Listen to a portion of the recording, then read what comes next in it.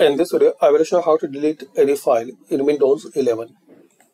So firstly, open File Explorer.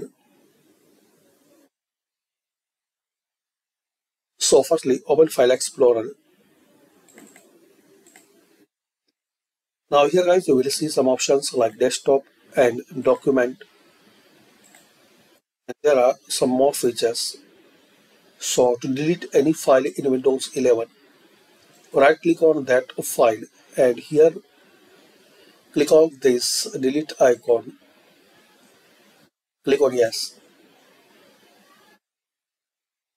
So as we can see, this folder is empty. And this is the way to delete your file. And delete means once you delete, so it will remain in your recycle bin. So once you need, so you can restore. And guys, if you need to permanently delete any file, to delete forever any file, so click on document or folder where you have the file. Like in my case, I want to delete these files. So select them, press shift and click on this delete icon. It will ask, are you sure you want to permanently delete these files? Click on yes.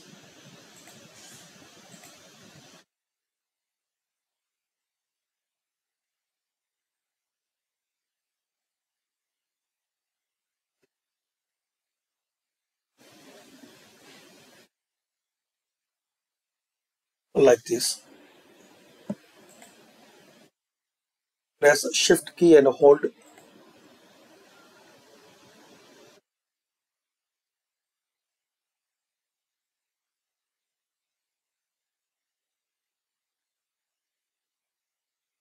Your file can be different of type like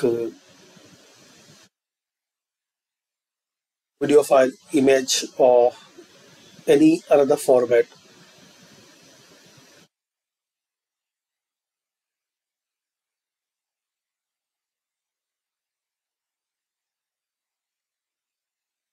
Like this.